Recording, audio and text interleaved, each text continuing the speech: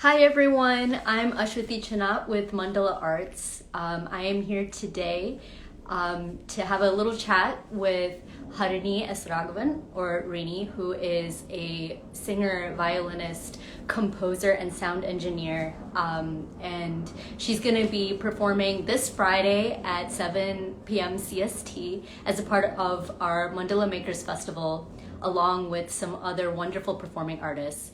I just want to share a little bit about Mandala Makers Festival. This festival is now in its third year, and it serves as a unifying platform for artists of the South Asian diaspora. And we are focused in Chicago because we're here in Chicago. But this year, we're very lucky to have wonderful artists from all over the country be a part of this. Some bright sides to the pandemic. And we're really excited to share them with you. So each Friday at 7 p.m. CST, you can tune in on Facebook, Instagram, or you can register to have the links just emailed directly to you and watch virtual performances of wonderful musicians. And so I am going to invite Rini into our chat.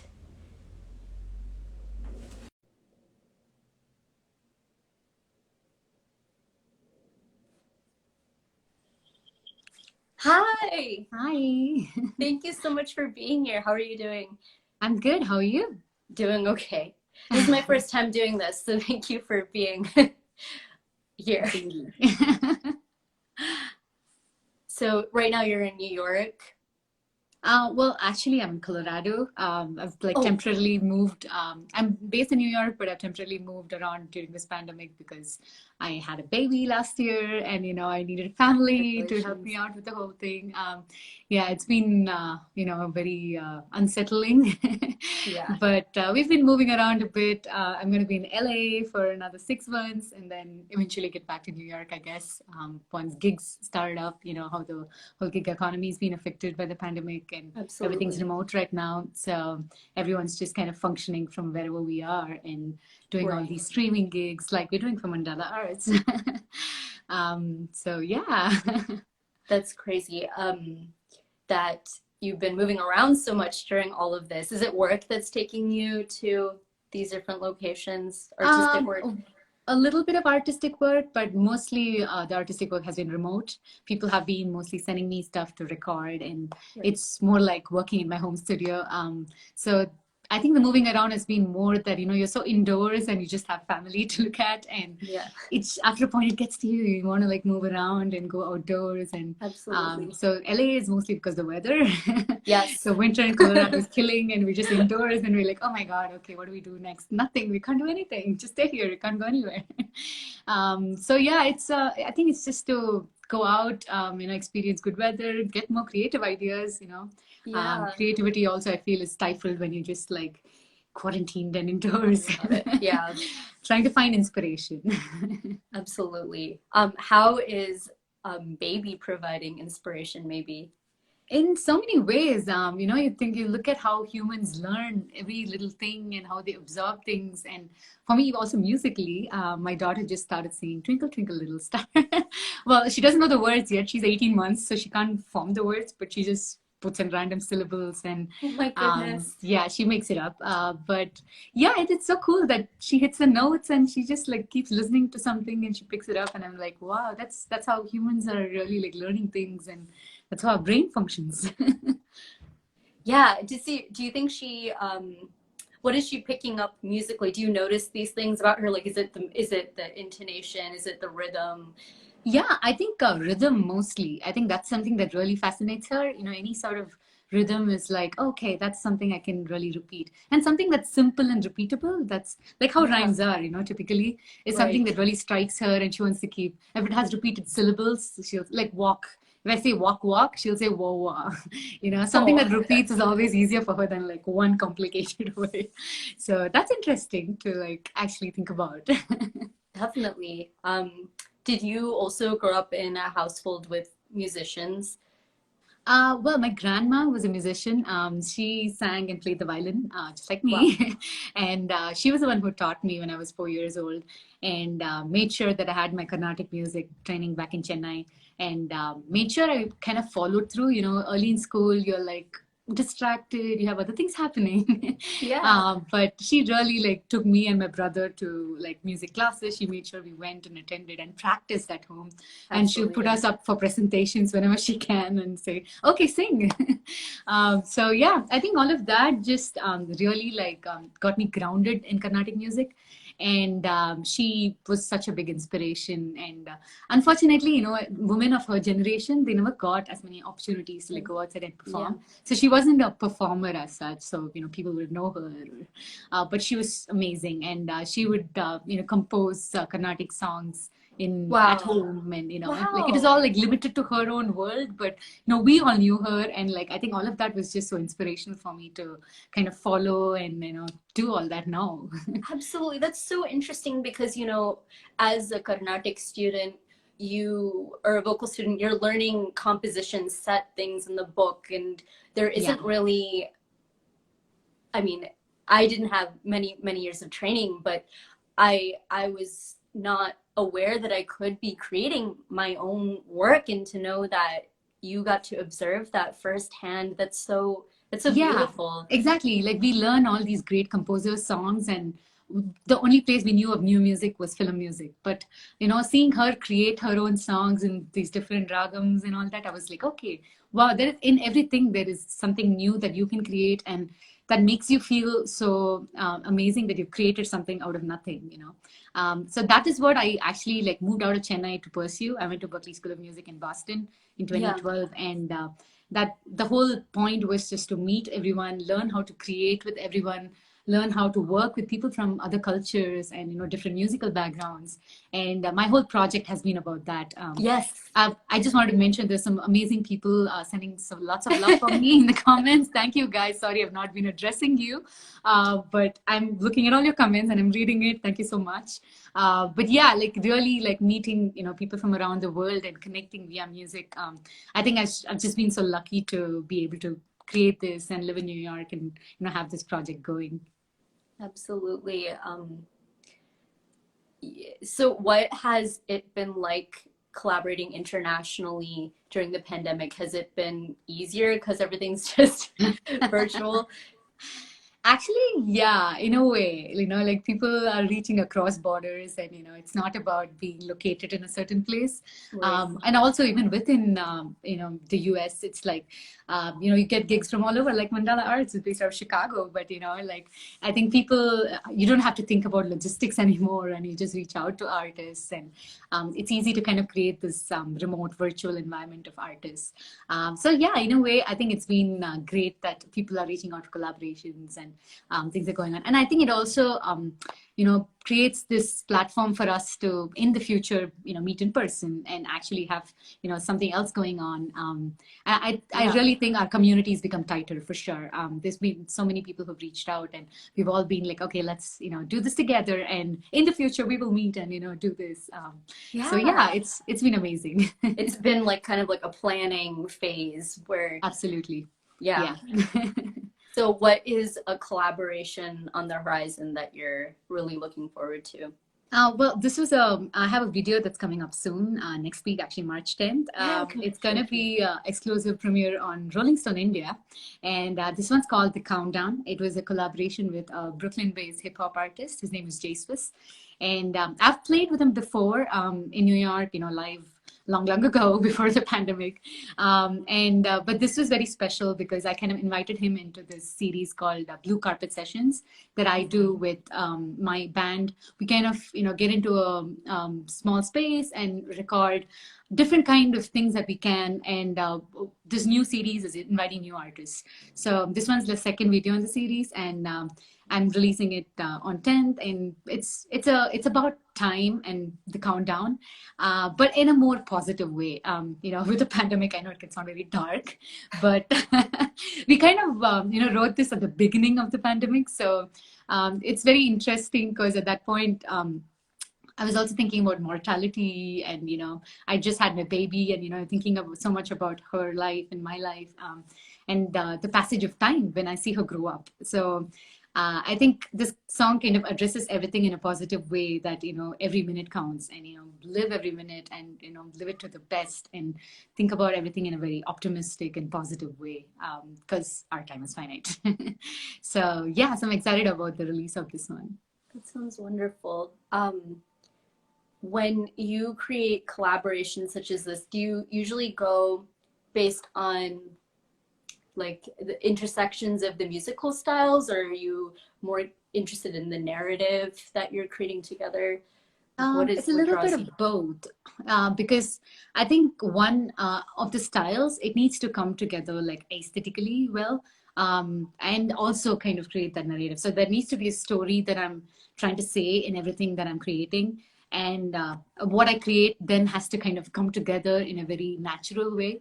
So how I work is I write all the music. I kind of create like MIDI files and everything, and write the music down and go to my band.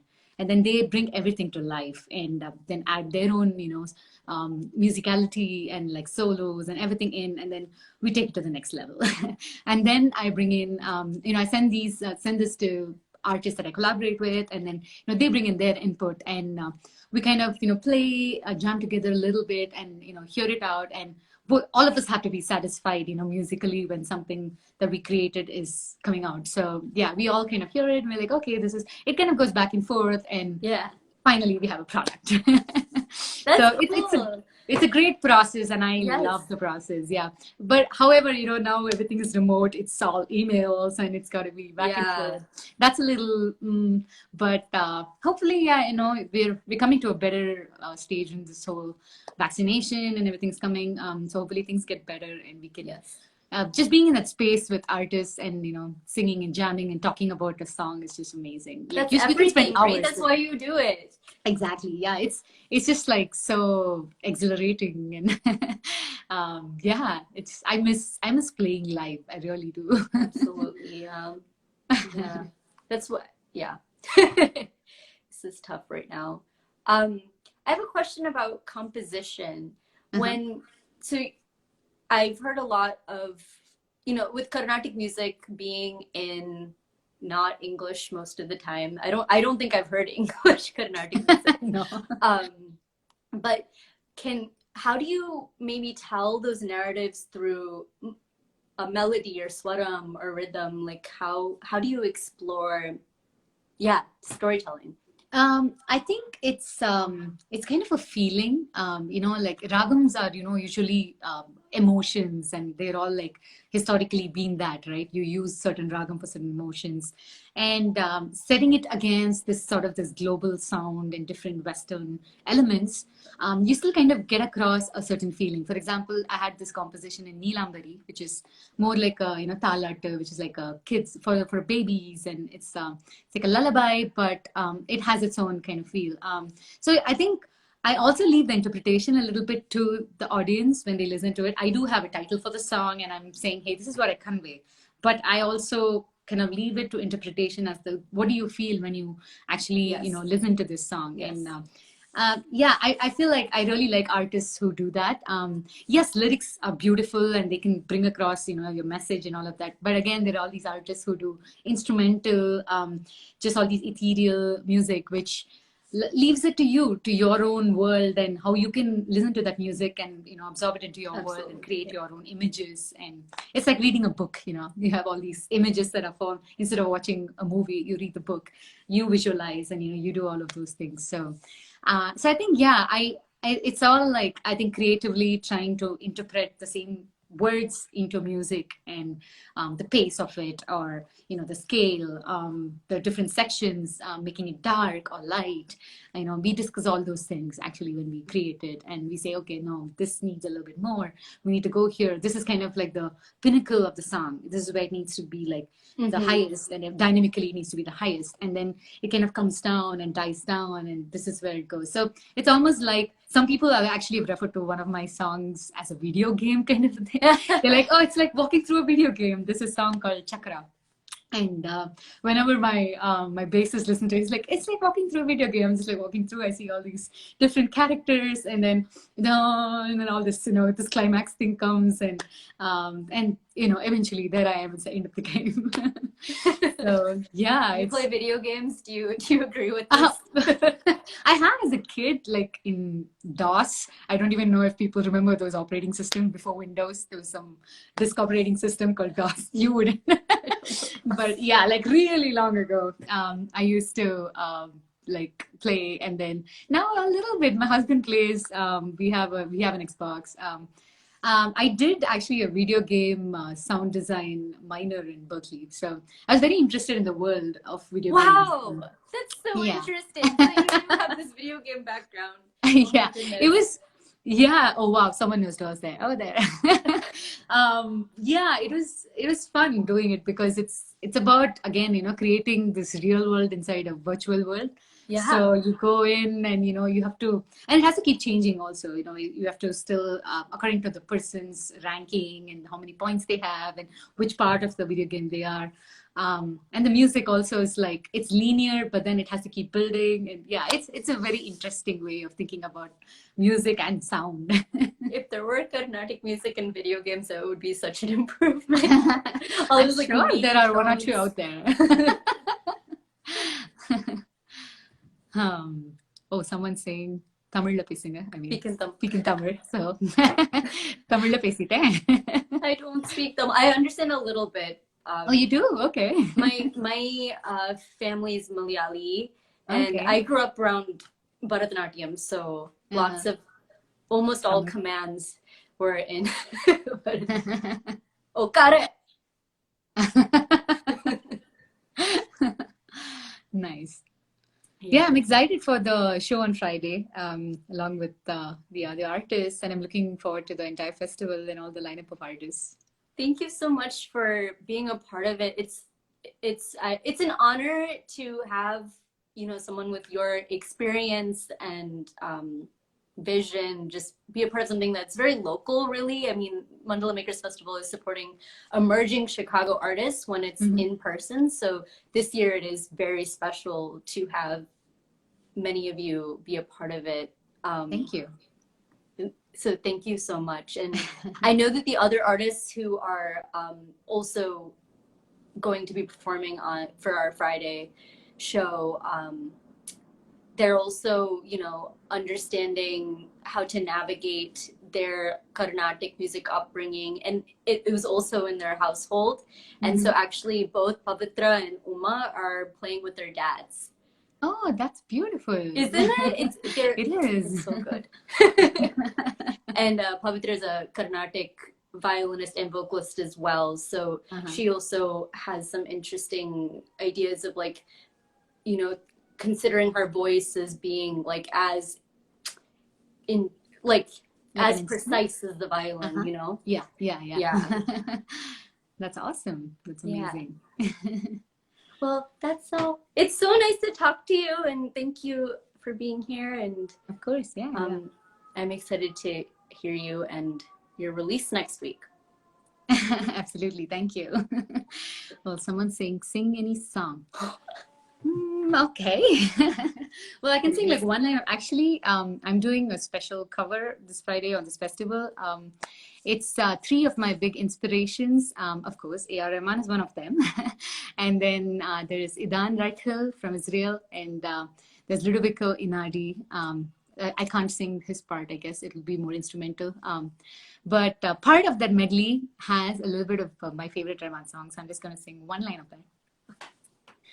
மூங்கில் தோட்டம் மூலிக வாசம் நிறைஞ்ச மௌனம் நீ பாடும் கீதம் பௌர்ணமிரவு பனி விழும் காடு ஒத்தையடி பாதம் கூட கொடி நட இது போதும் எனக்கு இது போதுமே வேறென்ன வேணும் நீ போதுமே இது போதும் எனக்கு இது போதுமே வேறென்ன வேணும் நீ போதுமே മൂങ്കിൽ തോട്ടോ മൂലിക വാസോ നിരഞ്ജ മൗനോ നീ പാടും ഗീതോ.